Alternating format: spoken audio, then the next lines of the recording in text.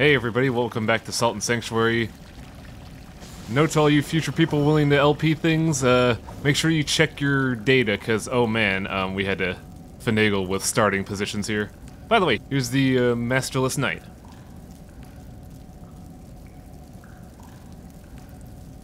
Sieg Fake, as we'll call him. I don't know if I could call him Sieg Fake because he doesn't have the helmet. Well, really, do any of them have faces in Dark Souls? That's a good point. Masterless Knight here is further reinforcing the idea that something is very wrong with this island. And mainly that a lot of these locations are not supposed to be mishmashed together. So it's not just video game design, it's actually a plot point. A vague plot point that kinda has some relevance, but yeah, it's mainly theming. There's not supposed to be a mountain next to a sewer. Exactly. Now, while we're still here, I also gotta find the Despondent Thief. I'm gonna find that real quick, and then go on our merry way to another level. Right now, though, I'm just kind of beating on things, because element of danger. Also, here's the thing I was talking about last video. The way to get over to this area without needing the blue shift buff. Still kind of hurts. For the express purposes of this LP, though, we didn't need it, because we got both blue shift and dart.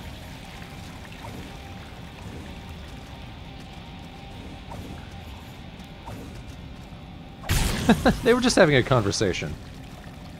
Too bad. The skulls, I don't care about them. Those other guys, though, they could live. They're alright. Luckily, she's over here. I poked him, and then he was it.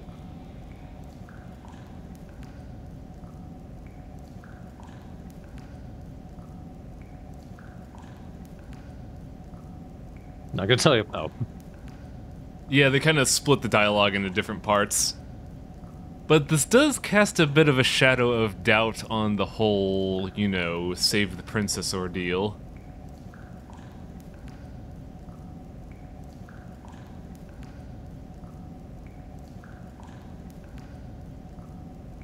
It also kind of casts a little bit of a doubt on what's going on here because we've been receiving brands this whole time. Now, obviously, we're not a slave because when they're talking about a slave's brand, it's on the back of the neck to indicate property. But this is definitely a situation of what exactly was this boat ride about? We have the brand right on the front of our necks to let everyone know we're a sucker. Look, Marty, this guy burned his hand for double jump. What a sap. Wait, it worked? That ain't right. What? I do like her. I do like this character though because this whole time she's always had a plan, and when she realizes what's going on here, she just says, "Screw this place. I'm making a boat. Let's get out of here." The only person with a thread of common sense here. We have, like, for context for other characters, we've had a bunch of other NPCs that just say one thing and then disappear. We've had the Masterless Knight who just says, "I'm on the quest!" And we've had the Scholar who just says, "Yo, what's this place about? We need to get to the bottom of this." At the very least, our good friend the Thief is, you know, has a plan and knows something is wrong here. I don't want to be here. And I think that's probably why I like her. She's probably the most realistic character in this game. But now that we've done all the plot elements and we've moved the story back on its merry way, I need to fight a boss.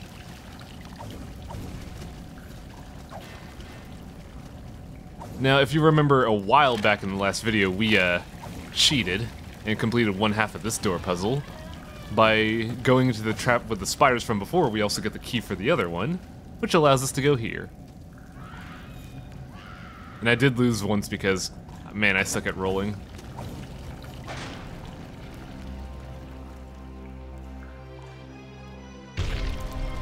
The Disemboweled Husk is a very Bloodborne-esque boss. Not by merit of mechanical design, but it's a dude in a tricorn hat with a sword and a gun. It is Bloodborne. Yep. He is very dangerous, though. You do not want to fight this boss at range, because once he gets that musket out, you are proper fucked. Because amusingly enough, his musket causes fire damage, and a lot of it. And the big thing about this game is that the more damage you take, the more wounds you take. So if you get caught on fire, wounds appear very fast. It is nice that he seems to be trying to shoot at himself. The big issue with the boss, though, is that if he ever gets in a corner, he becomes really threatening because since he has a blunderbuss, he could cover a wide range of just the entire arena. The amusing part, though, is that even though he uses fire, he is also really weak to fire. So if you just get some pitch fire on your weapon, you can kind of melt him.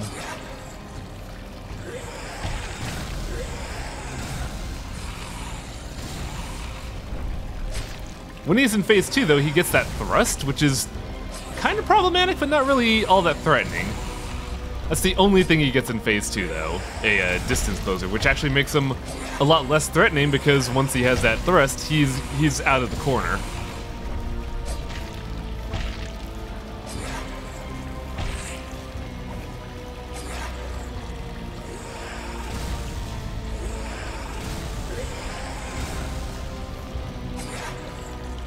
Not really much of a boss in general, though. The fact that he has so little moves makes him easy to predict. Yeah, and that distance closer, like, it doesn't look like there's much of a wind-up. There is some wind-up, but it's the fact that it also moves so slow is just a cakewalk, especially since we have Dart Brand. I'd imagine if we didn't have Dart Brand, his thrust would be a lot more threatening. But the fact that we could just, you know, clear the entire distance of the field in, say, like 2 button strokes, really easy. Can you get here without Dart Brand? Yes, that's what they intend you to do. Like, what the game intends you to do is go down the entirety of Red Hollow Cages, fight the Tree of Men without Dart Brand, so doing that would be way harder too. Then come down here, fight him without Dart Brand, and then have a hard time. I don't like that, though. I like Dart Brand a lot. It's also the only path I know, so whatever. I like how you're introducing the game to me with this, and you're introducing it to me the wrong way. It's perfect, isn't it? Probably how I'd play it. The big issue there is that the trade-off for doing my path is that you have to fight 2 relatively hard bosses with high HP values. And while that may cause some problems, it's way better than the intended path, in my opinion. Also, I had a kind of lapse of, I had a lapse of memory in that I forgot I was recording an LP, and I just kind of wandered for a bit. I think that one guy jumping to his death makes it worth it. I didn't even notice that. That's kind of great.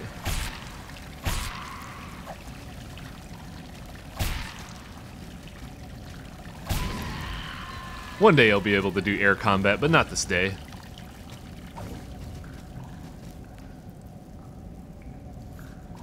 It would be cool if that was something that you could actually upgrade into. More aerial attacks for non-aerial intended weapons. That'd be pretty cool, actually. Like, I'm pretty sure there are ways to do aerial combat, but it's not as in-depth as other weapons. Like, naturally, like every other weapon, this weapon has an air combo. However, with, you know, basic weapons and some heavy weapons, you have a 3 to 4 hit air combo. Oh wow, I didn't know that had knockback. But the pole arm only has 1 attack in the air before you go falling down. You either do a poke and then slowly drop, or you do the goofy overhead swing.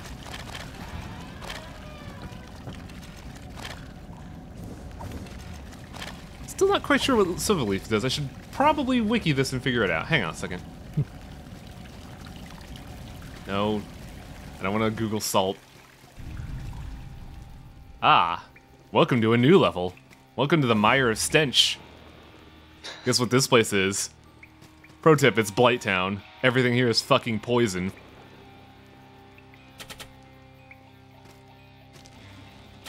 Well, if we're gonna be Dark Souls. It's not too bad, it's just, you know... A lot of the gimmick here is visual obscurity. Namely, there's a lot of traps and trap turrets that are just out of view, and if you're not paying attention, you will be shot. However, the first time you enter this area, you are given a anti-poison thing, so a lot of this area is just mitigated. I do like this level, though, for what it does. Namely, it doesn't run at 10 frames a second. That, and I kind of appreciate what they do with this level. There's a lot of cool things here and neat ideas. And while it's basically a footnote for the game, I enjoy what it is.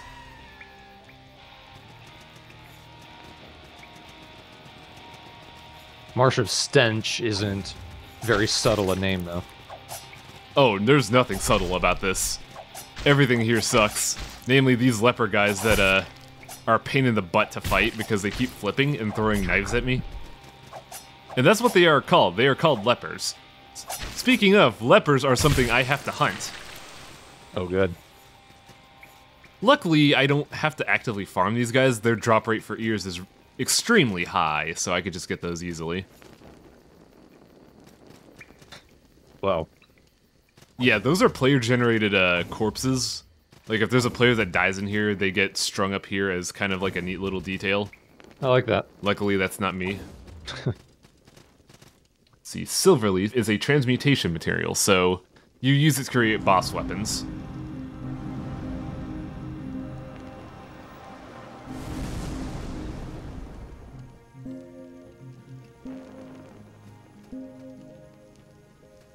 Luckily, we got a guide here, so now we could warp out of this area, should we need to. Or to this area, which I don't really think we need to. There may be one reason, but I don't really think it's a important one. Also, I mentioned last video that with the Splendor group, spending money gets you benefits, so I'm kind of spending a lot of money right now. And you can actually see that right here. If you look on the bottom right, we got a thing called a cluster of diamonds, which is a high-grade upgrade material. Not much quite yet, though.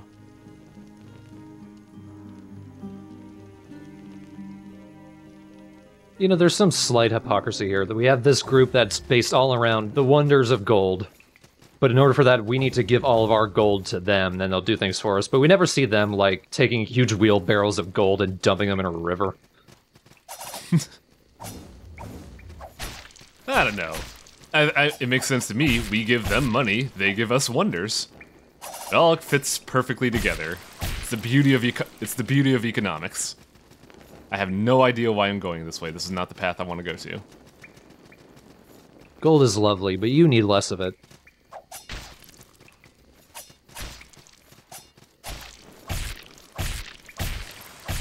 I will say, if you spend enough money and go to the right merchant in that group, you can literally be encased in gold. Then what happens to you? Like, do you fall over and you have to roll through the rest of the game? No, it's just really good armor.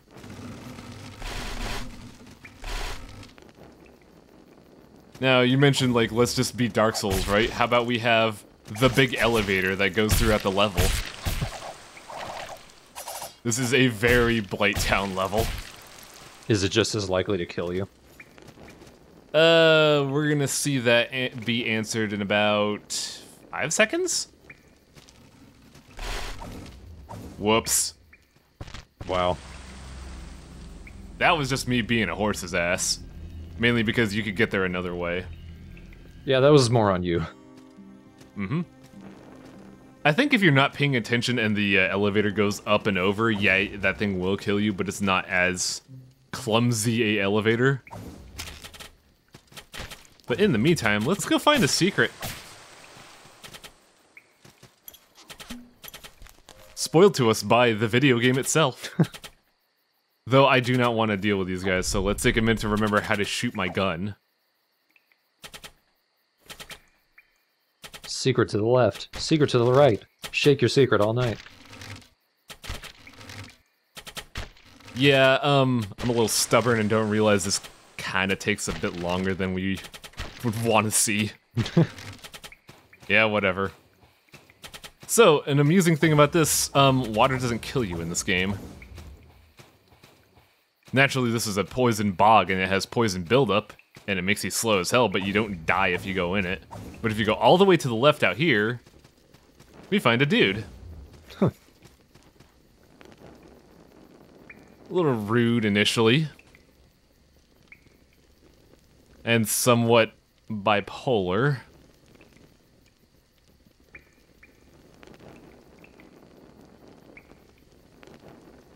But if you talk to him enough, he asks you a question. And then becomes a shop. His name is Griggs. He thinks he owns the swamp. But the swamp owns him. I've yet to see what you have to offer. Huh. Interesting. I do it for the kids. No, I've never drinking mud out of a boot. Well, thanks for those words of wisdom, Griggs. But yeah, he offers poison items, unique upgrade materials, and a weird set of armor? I've never seen this armor before, so I'm just like, fuck it, let's buy it. Not gonna lie though, it looks a little too, goofy for my taste, but behind him there's also a chest with more armor. And if you go up here, more armor!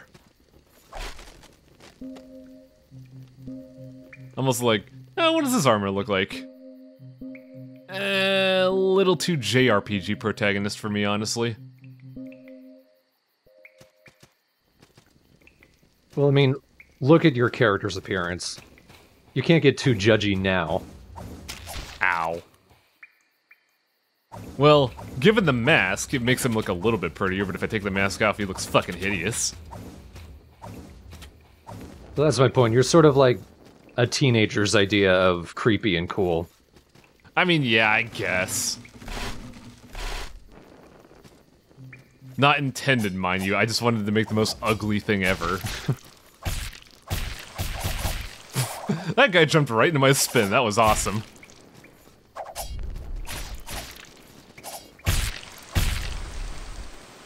Yeah, lepers are not really too bad. It's just that they attack really fast and it hurts. Also, since I have like 3 to 4 gold wines, I just kind of use them in general purpose now, because why the hell not? It's a very long-acting buff that increases attack and defense, so why wouldn't I use it? It's just a good, you know, buff. And I could restock it before a boss. Also... You hear that? Trying to see it. You can probably smell it. Yeah, that was the first time I heard that, and I was just like, what the fuck, really? It's so weird, though, like, all the times I played this game, I just kind of breathed through this zone. I never took the time and just listened and realized, wow, this boss is kind of dumb. Also, it's time to get hit with V8. Ow. Yeah, there are some saltless here, and they really hurt. And they give you 800 salt. Yeah. They also give you their ashes, which I believe I mentioned before can be used to make a really good caster weapon. Way early in the game. But we're not magic, we're just a boatman. Now, I don't know if these mosquitoes are any threatening. Every time I play the game, I get to a point where I can just one-shot them. So I honestly don't know if they're threatening, but I do know they're weak to fire. Use lots of fire, kids. They seem pretty eager to dance. And we've gotten all the leper ears we need. We also got a virulent scimitar, which, as you can guess by the name, poison sword. Now, one thing to note is that the boss is actually blocked off. You need to do some finagling around the level in order to open them up, much like all bosses. Also, about this time, I start getting sick of this armor. I was wondering that because it seemed like it was just one floor above you. Yeah, like they can't make it easy. But at this point, I was just like, man, I hate this. I gotta get rid of this armor. Dude, I would wear that shit daily. I wouldn't. It's just too much. I'm like, I need my scarf back. Go over here, you pick up a new charm, but also piss off the police. I forget what the split hair charm does. I think we're gonna look at it in a minute, but honestly, I can't remember off the top of my head. If you go this way, there's nothing. Well, shit. Actually, if you go up that way, you can see the underside of the sunken city above you. Which is a little weird in terms of programming, but it's also thematically appropriate because a lot of these levels, as we just now realize, is just a bunch of mishmash of random landmarks on the world. So yeah, the game design's a little goofy, but at least they try to justify it. Also, fuck this guy. Get out of here. Got Kenya next to Boston. That'd be kind of cool. Just, you know, hyenas suddenly flying into Boston. And we've opened the boss. No, we've opened a side door. This lever, though, is going to open the boss. Now, we could fight him right now, but there's still stuff to get. But you're gonna try to get shot on the way in. Probably. I completely forgot about that trap, but got lucky and was jumping at the time.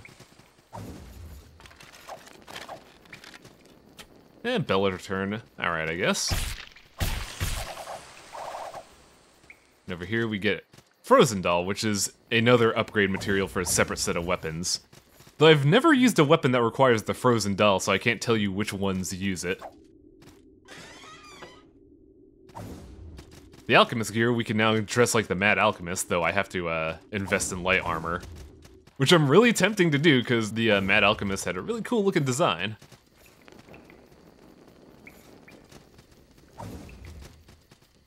And now for the boss. Whee! I'm not gonna lie, I do enjoy this boss's name.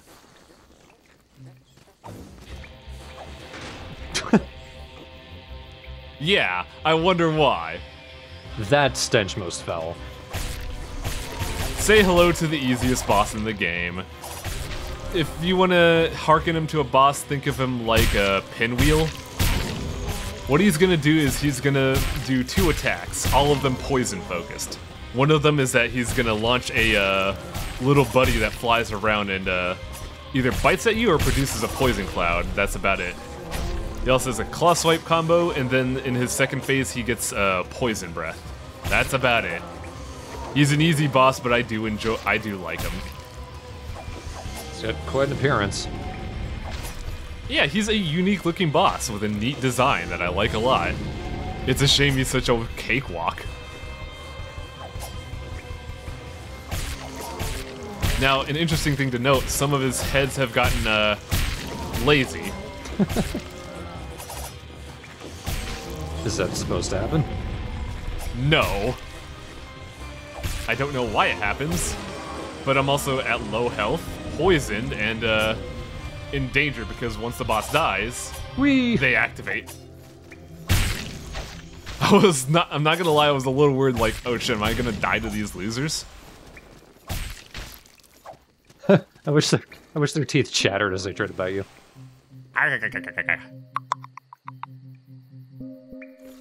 There we go. Honestly, I could have used one of my napkins, but I just fucking spaced out and forgot about it. Now, we're not quite done. We still have one more thing to do in this disgusting-ass area.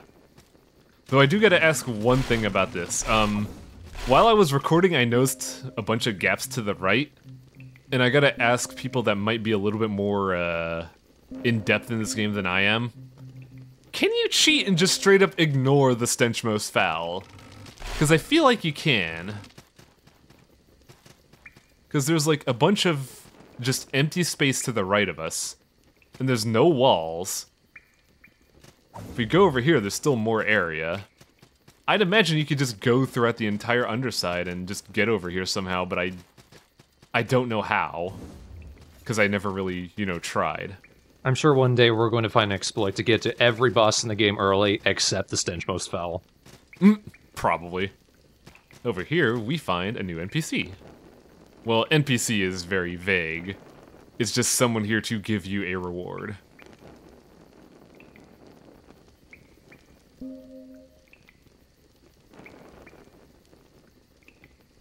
With how hard it is to see with this glow around you, your character looks incredibly bored.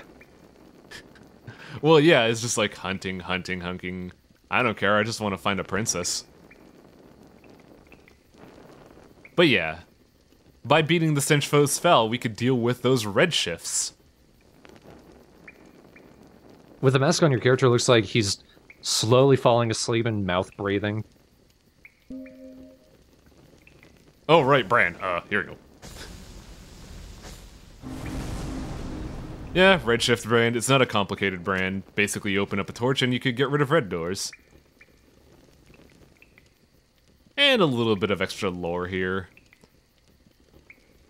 More of a exposition on, yeah, something's wrong with this island. It ain't right.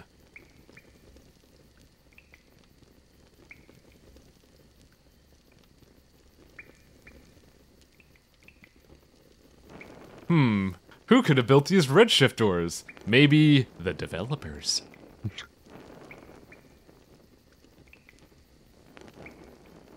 But yeah, now that we're getting a lot more context for the story, we're starting to realize there is a huge mishmash of ancient magics, ancient areas, and landmarks that shouldn't be together.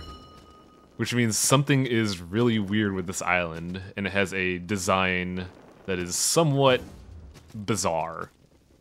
But that's enough about that. Next time on Sultan Sanctuary, we're gonna fight optional bosses. Not including all the ones you've made optional in the process of this LP. Actually, yeah. See you guys next time.